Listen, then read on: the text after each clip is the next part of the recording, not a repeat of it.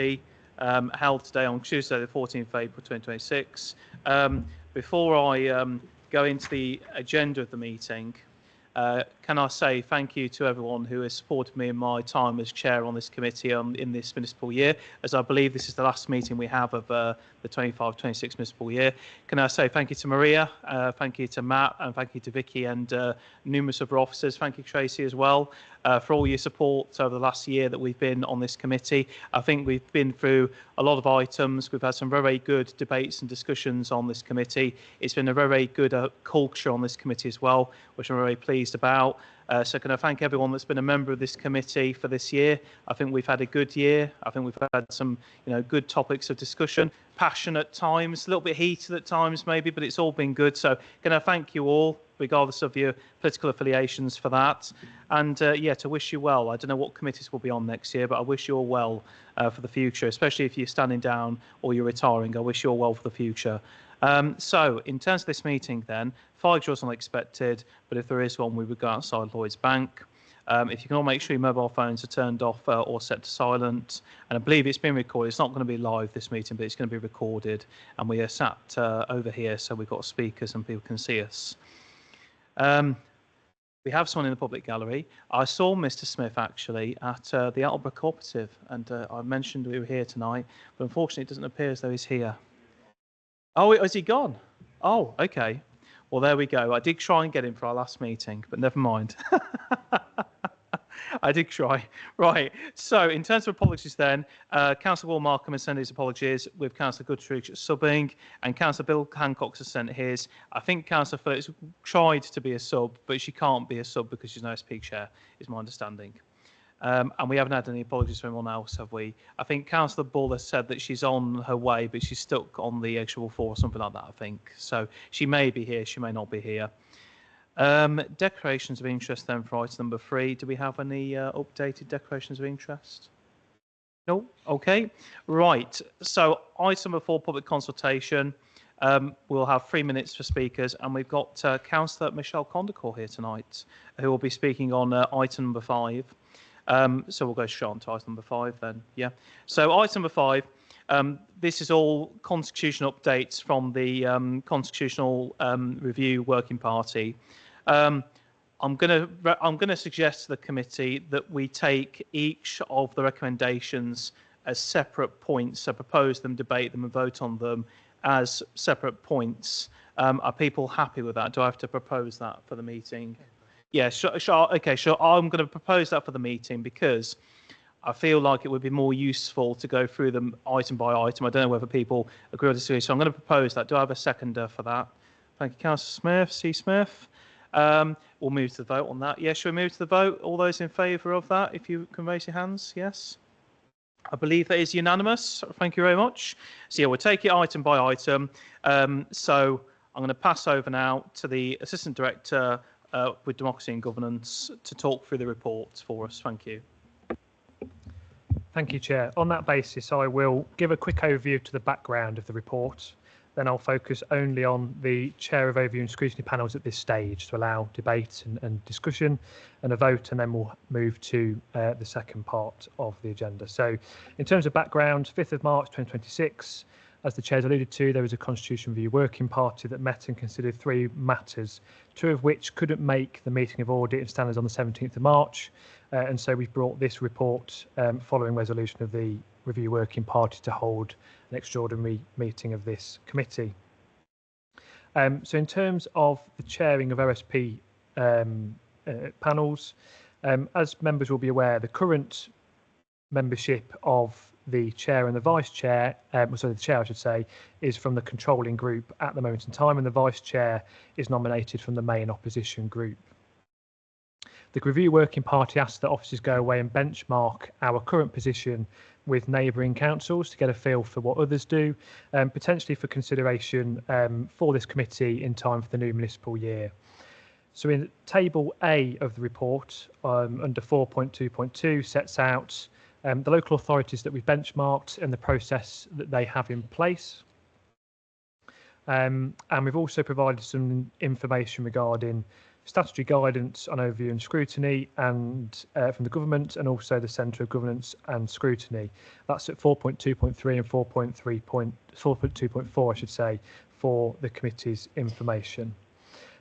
Following on from the table at Table A, we've then provided 3 options, A, B and C, that we believe to be the main options that local authorities follow and that the committee can then consider.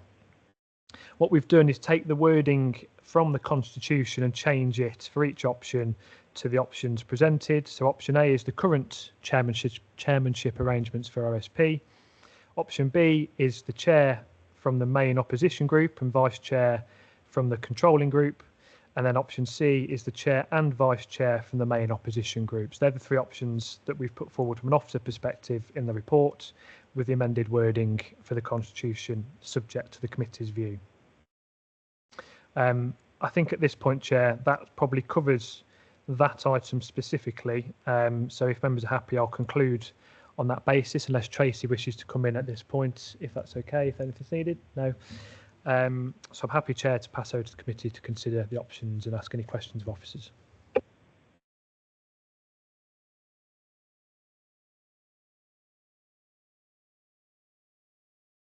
Right. Do we have any questions? Is it worth Councillor Wright? So, oh, sorry. Do you want to? Sorry, I do apologise. Michelle, are you going to speak first, Michelle? So we'll do 3 minutes for Michelle first. Sorry. Right, I won't be talking for 3 minutes. I mean, looking through the things, I mean, I'm very, very strongly in favour of having opposition chairs, because I don't think otherwise scrutiny is truly independent.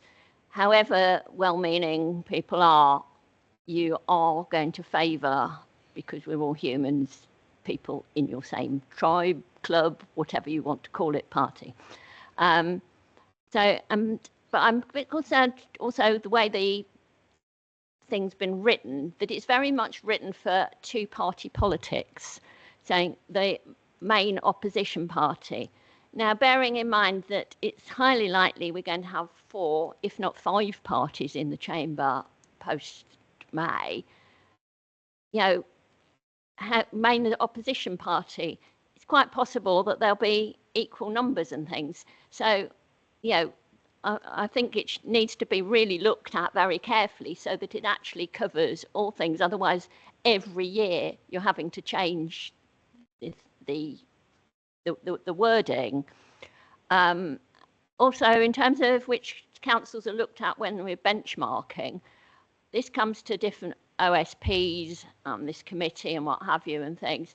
And every time there seems to be a different selection of councils, and it's almost, you know, I get the feeling that it's almost picking the ones that fit what you want to be saying. I'm sure it's not, but that's the sort of feeling I get and things. And I feel that if we are benchmarking against neighbouring councils, it should be literally the neighbouring councils that, you know, abut to Warwickshire, so sort of Sandwell and things. I mean, it's a completely different kettle of fish way over in the Black Country and things. I don't really know why that's, you know, included. So I think it should be opposition chairs. Obviously, if you've got totally one party, then that may not be possible, because we have had situations when that really wouldn't have been possible, you know, here in Nuneaton and Bedworth. But I think we need to look at what happens if there isn't a main opposition party, but 2 main opposition parties, or even 3 with even equal numbers and things, how it works, you know, then. Thank you.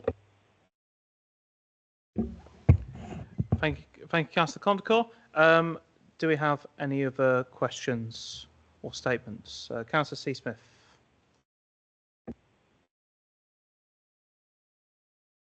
Told you.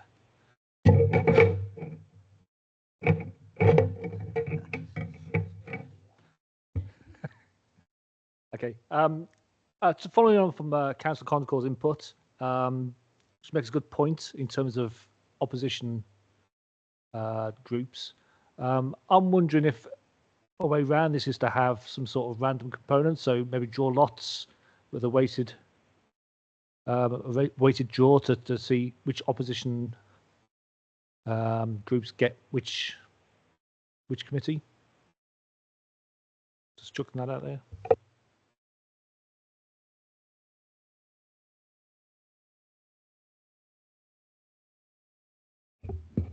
If I can check, I just clarify, is that point specifically related to chairing OSPs? Because I get the impression that might be more related to the other part of the report. So forgive me if I've misunderstood. I'm thinking of it in terms of if we're choosing between options A, B, and C, where we had what was option A again? So option B and C, where you have opposition members be chairs or deputy chairs. Which opposition group will be chosen for any committee could be drawn by a lot, as opposed to just being the main group, the main opposition group. I think in terms of the main opposition group, I think it would depend. It's a bit like what we have in the members' allowance scheme currently, which is it's about which group has got the largest number of representation on the council. So it could be rather than lots, because I think you could do that. I don't think there's an issue of doing that. But I think if we align it, you could have the option as a committee to align it with what the member allowance scheme is when it comes to leader of the opposition group or leaders of the opposition group in terms of that allowance, and it deems it on the basis of the largest group in number. The problem with that obviously will be if there's a group or two groups with the same size, and that may then come down to the lots process potentially. So it's subject to consideration and debate, but I would possibly, from an officer perspective, line it to what's in the member allowances scheme in terms of the wording, which is the largest group in terms of numbers. But obviously there needs to be consideration what happens if there are two groups or more that have the same proportion of councillors. That's just something to consider, Chair and the committee. Am I okay to go back to Councillor C-Smith? Fine, yeah, Councillor C-Smith, then I'll come to you, Jamie. Yeah, I mean, I think Michelle's point was that a smaller group that isn't considered a main opposition group should maybe have a chance of chairing an OSP, and lots drawing lots, even if it's weighted and biased towards bigger groups, still gives that random chance for a small group to actually get a chair. Okay.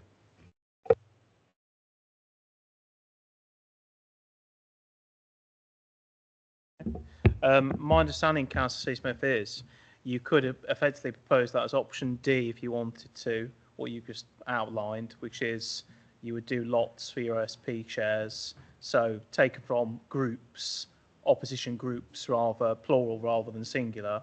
So do you want to propose that as option D? Is that, are we on? Am I articulating it in the Yeah, I'm not sure it's maybe suitable as another option. I think you need a bit more fleshing out. Maybe come back to it at the end and revisit it after everybody else has had input. Councillor Hartshorn. Thank you, Chair. It's obviously there is the possibility of having multiple groups with the same amount of councillors, be it in the main parties or some of the newer ones on the scene, shall we say. As we obviously are coming up to the election, is the need for us to decide this particular distribution of how chairs are done, is there a particular need for it to be done tonight, or would it be better to wait until after the elections have happened so that we will know how that balance of power sits, because then that would make this, I guess, in some ways an easier decision to make?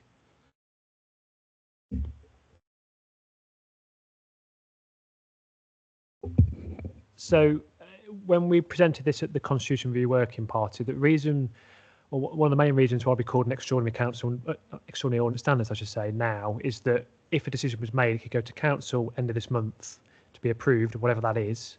And then when it comes to post-election in time for annual council in May, where decisions are made around composition, membership, chairmanship, etc., that could be decided at the May annual council so that the first lot of committees and OSPs could then take place. So I think if there's not a decision necessarily made tonight and it doesn't go to council in April, there will in my view, there wouldn't be an opportunity to get something before annual council in May, because we'd be looking to agree composition and membership and chairmanship of that meeting. So it might be on the current basis, but then a change happens in year, potentially. Now that can become quite convoluted and quite complicated, especially when it comes to member allowances, when you've got chairmanship for member allowances. So from a personal preference, it'd be better tonight for a cleaner transition. If there's a change, because the committee could still allude to having the same chairmanship as it currently stands. But that would be my position. I don't know whether Tracy wants to come in and have a different view on that, but I think the cleanest way would be to try and get something approved tonight if it's different to what's already the stance. Thank you, Chair. Hopefully that clarifies and makes sense. That is helpful, Matt. Thank you. I mean, I guess my personal preference would be to, I'm leaning more towards option A, but with a slight amendment in that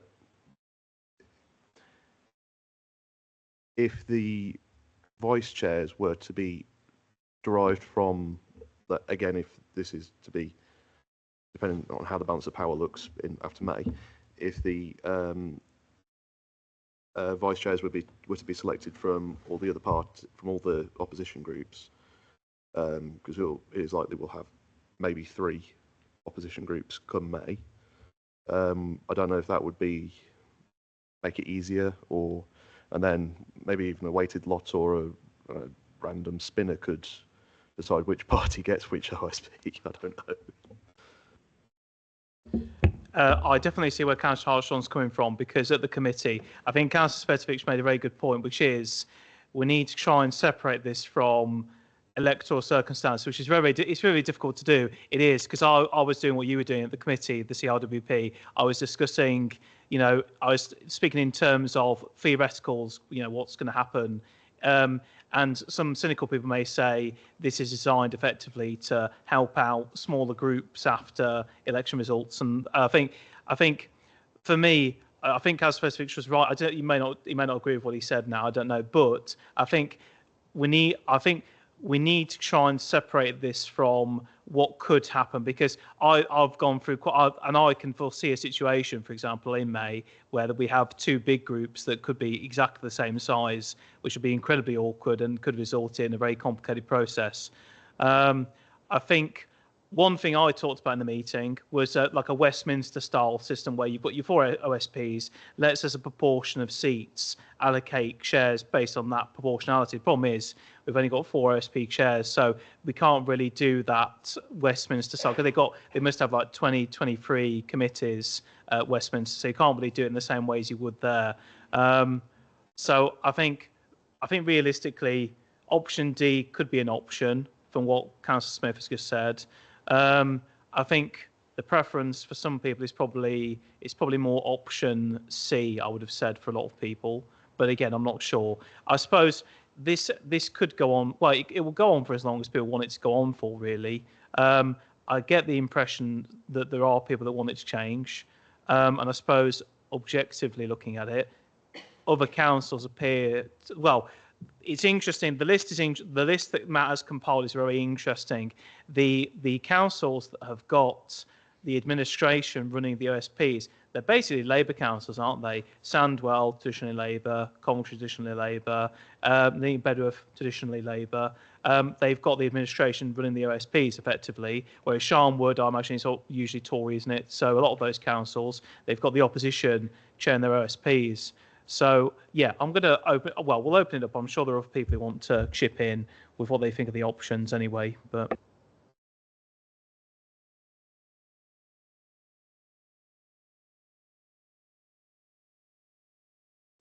would it be possible to incorporate Councillor Smith's suggestion as an amendment to to any of the options? Really? I mean, I was looking specifically at option B, but it could be applicable to any of the to any of the options if we substitute for main opposition group as opposition groups as decided by lot. Wording to the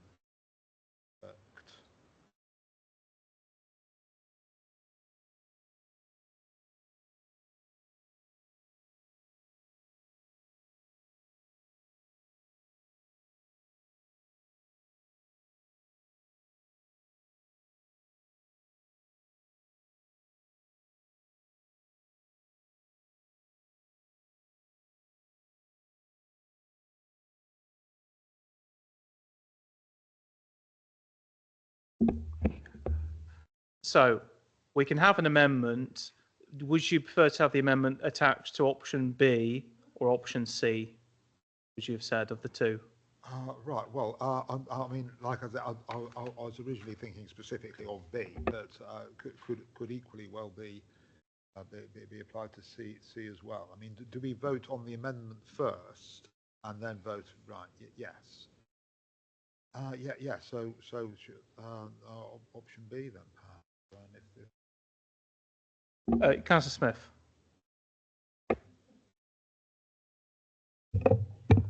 I was thinking actually B and C, anywhere where we currently use opposition, main opposition party, just to be opposition party, an opposition party potentially chosen by lots or chosen by lots. So just for the committee's benefit then, so if it's option B, the lots would be drawn on the main opposition group for the chair and not the vice chair, because the vice chair in option B is from the controlling group. And then option C with that amendment would be lots for both chair and vice chair, just to make that point clear, because there's a subtle difference there, just to be open and clear about that, Chair.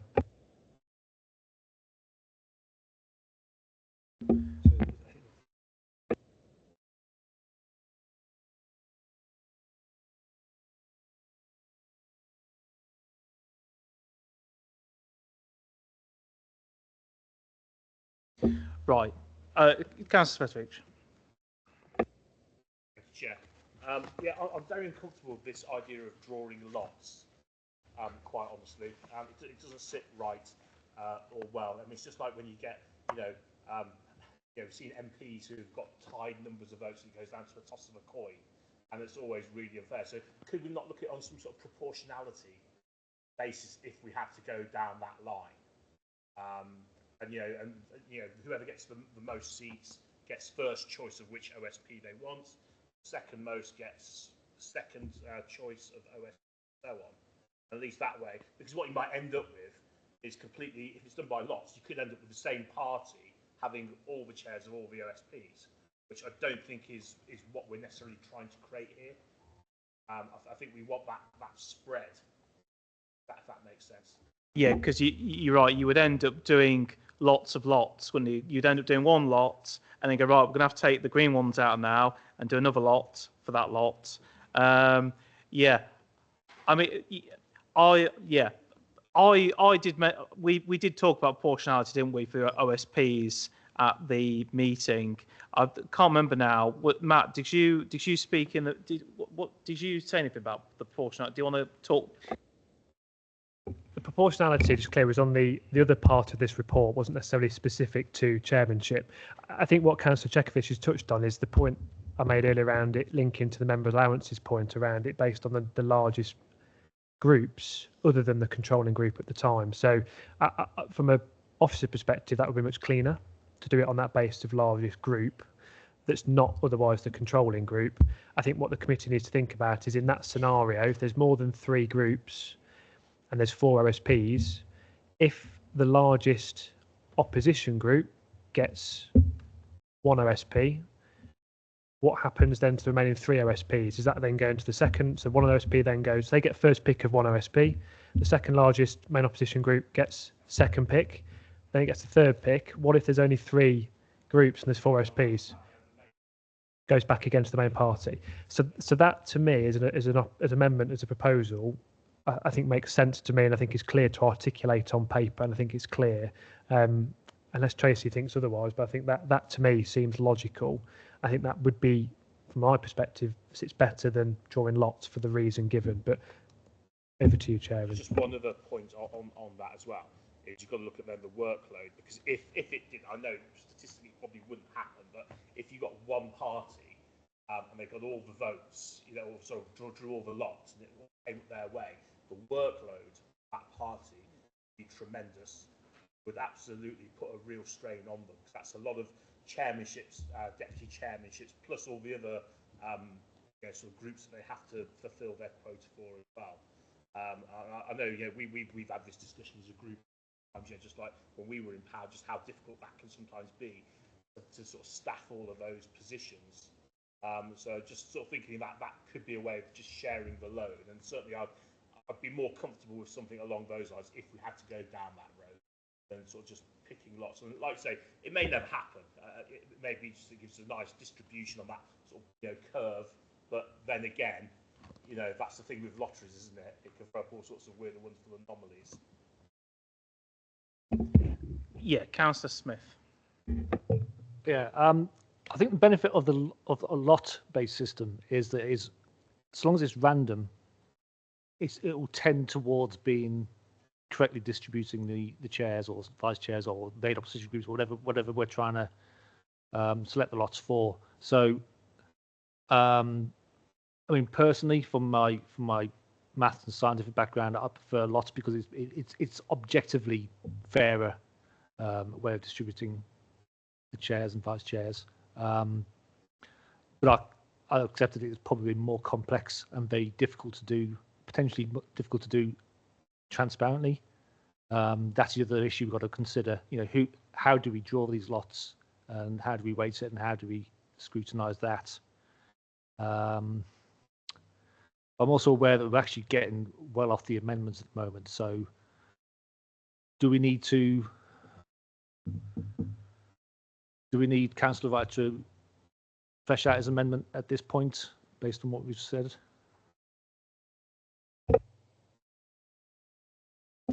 So, yes, I'd be willing to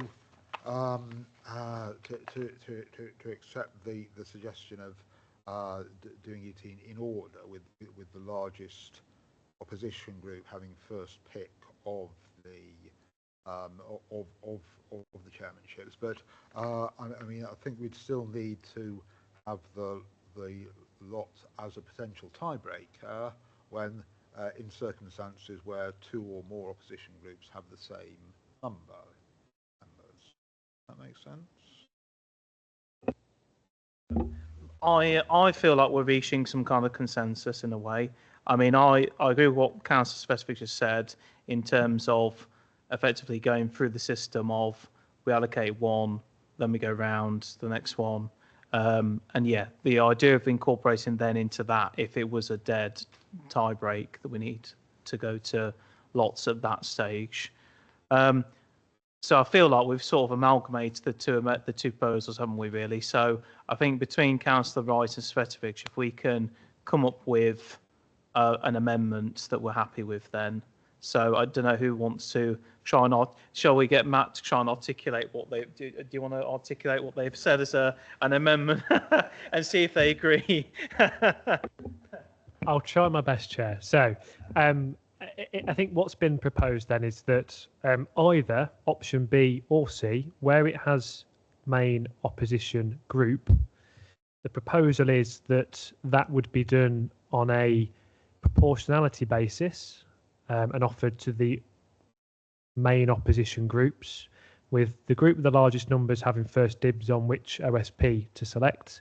They'll then be removed and it'll go to the next OSP and round. And then where there is a tie break, those two main opposition groups will be drawn from lots effectively as to who picks first. I believe, Chair, that's a summary of what was discussed. So if we have Councillor Specific proposing that, Councillor Wright seconding that, does anyone else want to speak on the amendment before we move to the vote? I mean, I get the impression that people seem to be happy with that. I think we've got there in the end, haven't we? I suppose the question then is just afterwards, it's option B or C, isn't it? But that's not part of the amendment anyway. Okay, right, okay. I'm going to move to the vote then on the amendment then. So the amendment that's been proposed by Councillor Svetovic, seconded by Councillor Wright. Is it worth saying it again, or do we understand? do we get it? Do we understand it? Are we happy with what's been said? Yeah? Okay, so we'll move to the vote then. So all those in favour of the amendment, if you can raise your hands. I believe that is unanimous, so thank you very much. Right, so the amendment, the amendment applies to options B and option C. So option A is the status quo. Option B, we have the round table proportionality, don't we? And C the same. So do we want to speak to options A, B and C now? obviously they've been updated, haven't they? So does anyone want to speak to the options, Councillor Smith? I'm just wondering how we're going to vote for this. Are we going to do votes for A, votes for B, votes for C, or are we just going to call it A, B, and C, or what?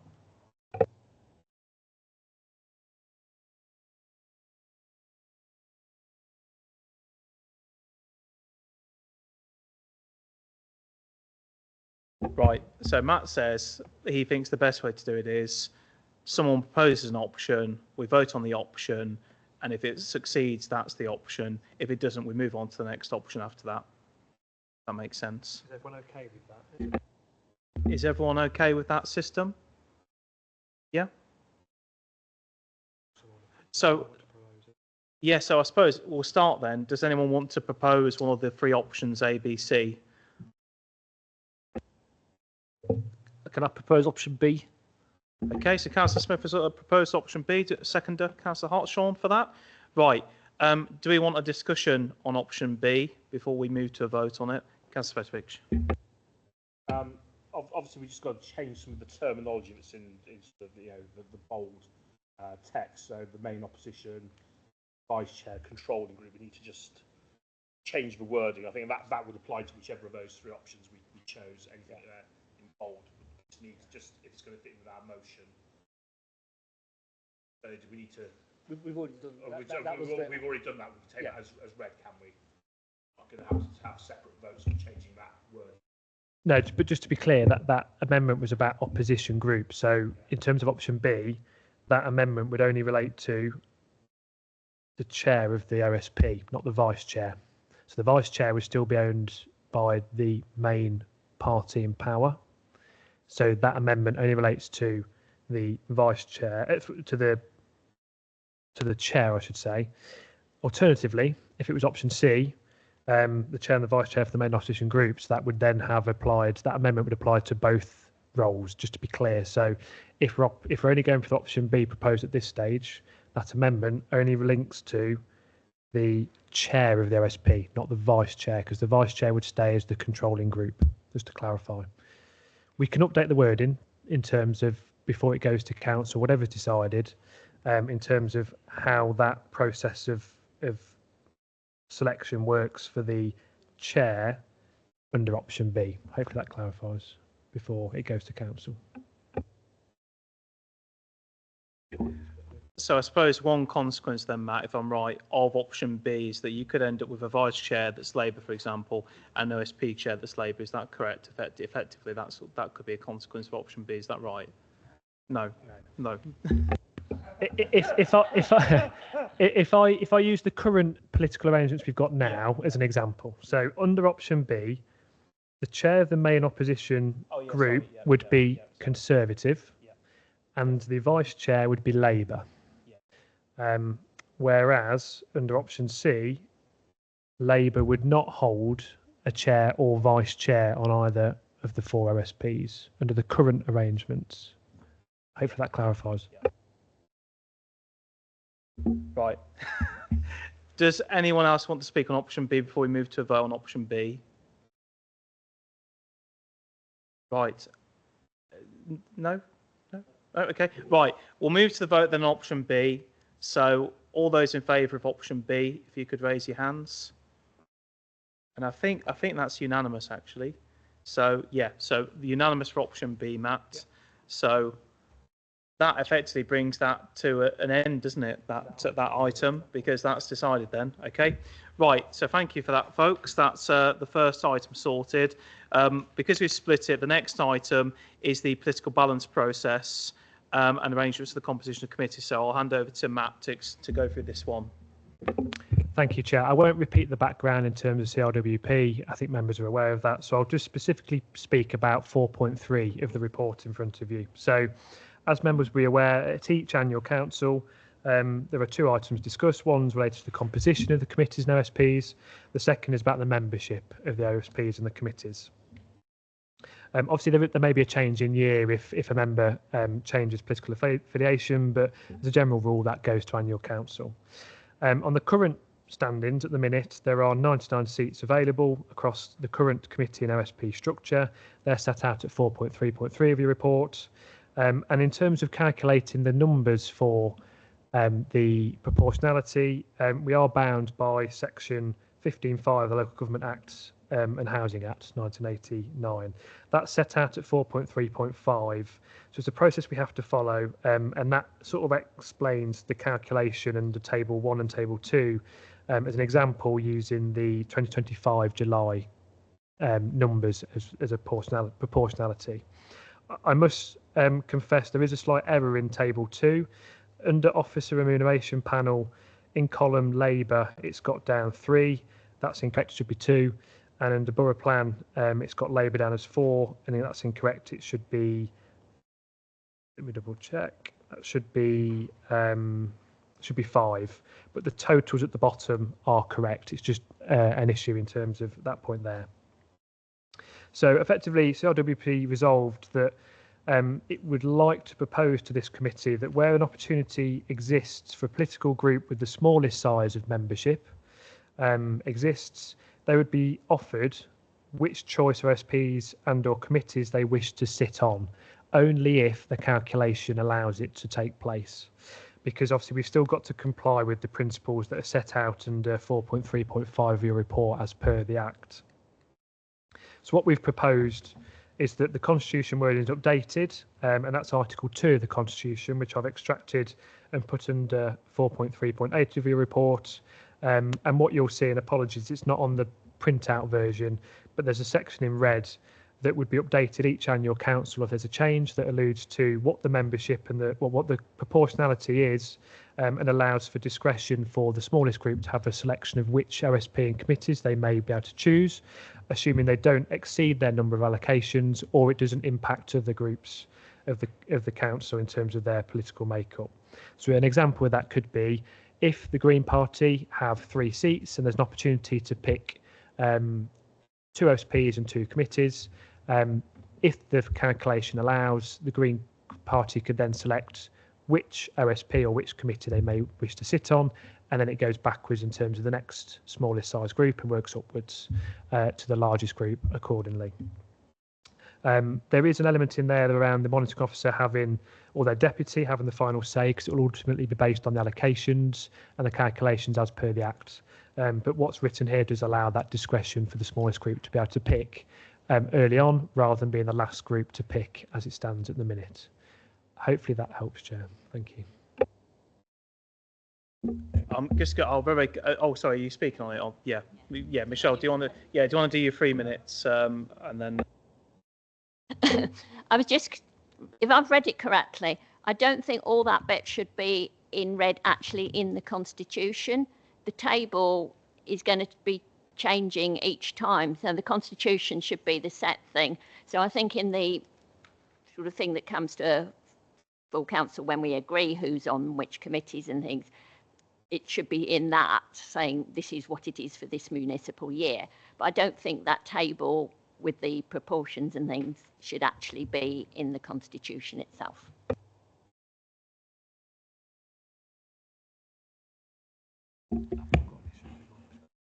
Okay. So Matt said that table will be in the Constitution, but if someone wants to move an amendment to take it out, then we can.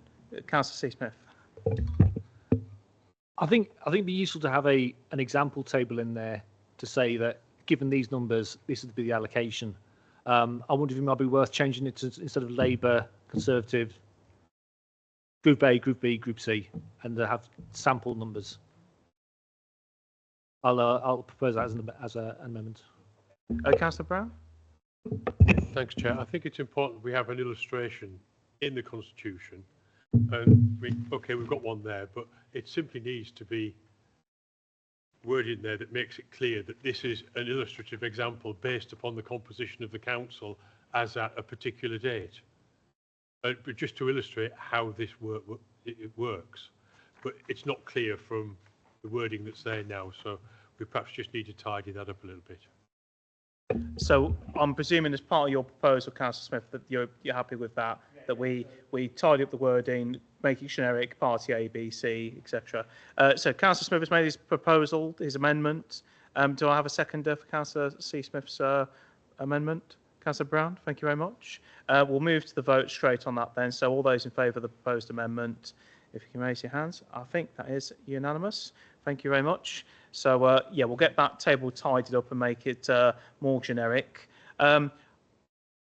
Just very quickly, I think it's worthwhile following through with this proposal because it formalises a process that at the moment is, it's not informal, it's a proper process, but this provides opportunity to formalise something that in the past could have been used potentially in, I need to word this in a particular way, it could have been used by larger parties as a means to basically have, well, the first part of the cherry really, isn't it, in a way? So it's effectively formalising the process, I think, and I think on that basis it's worthwhile doing this. But there was someone else that wanted to speak on this. Sorry, Councillor Svetovic.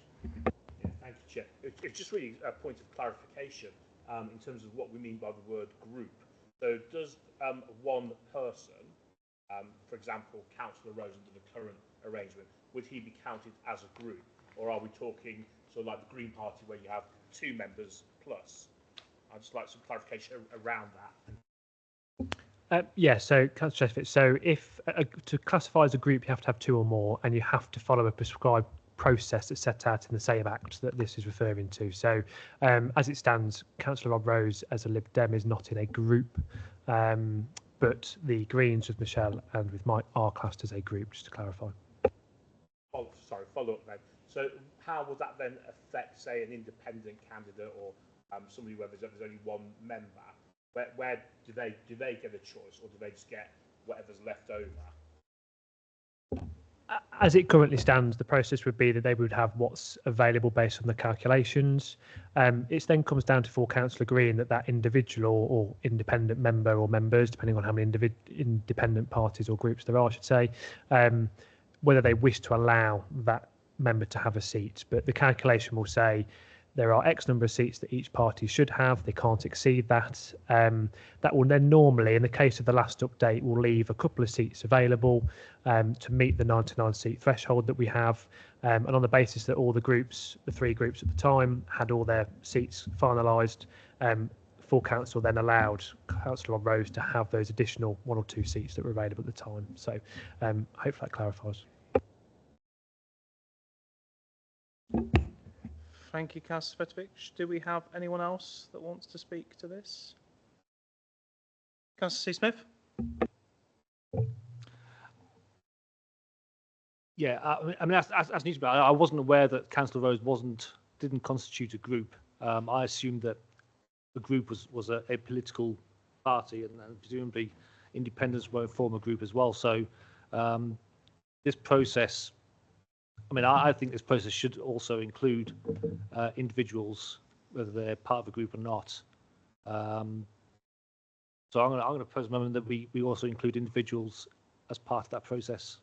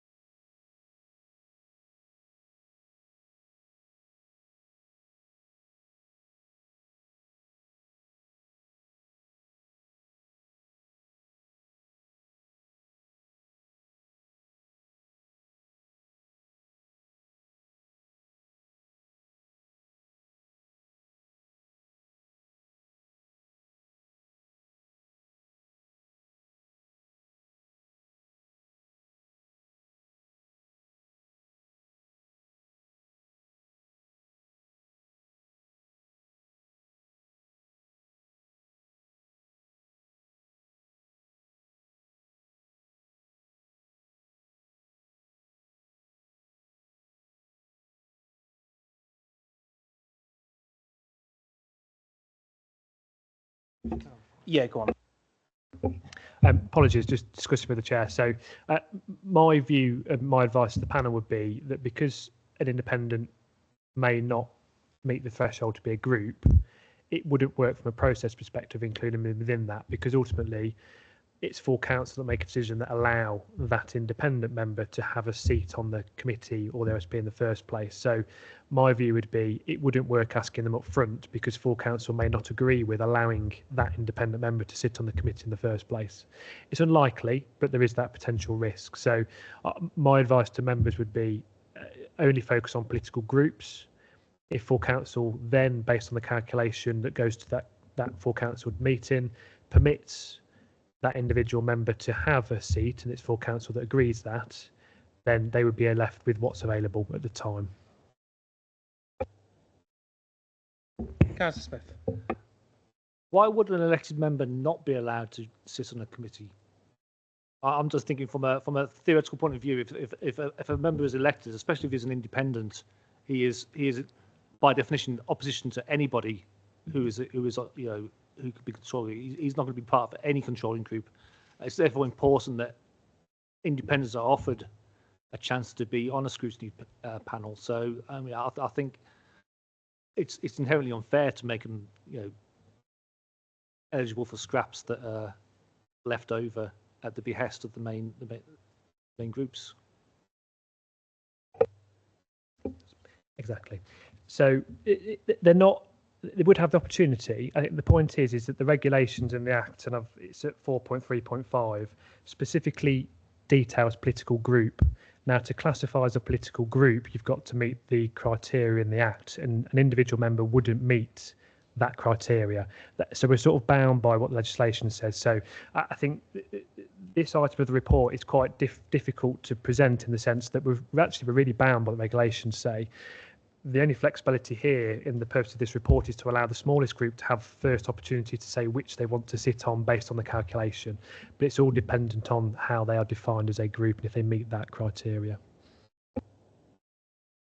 So in that case, I'll withdraw the amendment request. Yeah. Yeah, I mean, it's probably a bit of a moot point now that you've withdrawn. I was just thinking if you had a situation where, let's say, you had 3 or 4 independents, all with very difficult political views, that means they'd all have their first choice, which kind of gives them a bit of an unfair advantage in those terms. So, yeah, I was just going to sort of use that as a bit of a counter argument.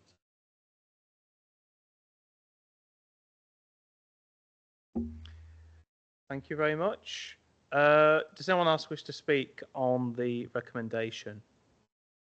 Or are we happy to move to a vote? I think, from my perspective, ultimately, I think it would be a fairer process, start from the bottom and then work our way up, because you can end up in a situation, can't you, where 2 main parties have come together, they've chosen their allocations, and then the leftovers, whatever's left, and I think it allows a degree of fairness in respect of expertise, doesn't it? Ultimately, to say the smaller group, if there are particular OSPs or committees that you would be valuable in, then it's a good idea to let them have first dibs, and then the other groups can use their capacity to fill in the other areas. I think that on that basis, I think I'm happy to support this. Are other people happy to move to the vote? Okay, so well, do I have a proposer and seconder for the recommendations for the proportionality? So Councillor Wright is happy to propose. Do I have a seconder? Councillor C. Smith? So we'll move to the vote. All those in favour of the recommendation on the political balance process, if you can raise your hands. So I think that is unanimous. Thank you very much. Can we just move the proposal to recommend both and the chairmanship? Okay. And then finally, the last item is item C, which it be recommended to full council that the constitution be updated accordingly. So if we could have a vote proposing that, so that it goes to full council on the 29th of April, and then obviously it can be debated and discussed at full council and voted on then. Do I have I'm happy to move for that recommendation. I'm happy to propose that. Do I have a seconder for that? Thank you, Councillor Ball. So I think we'll just move to the vote on item C. So all those in favour of it going to full council? I think that is unanimous. Thank you very much. My understanding is there are no other items for tonight's meeting. So once again, can I thank you all for this municipal year. I wish you all well for the future. I'll see most of you on the 29th of April anyway, because that will be full council. But yeah, thanks very much, folks. I'll close the meeting and have a good evening. Thank you all very much.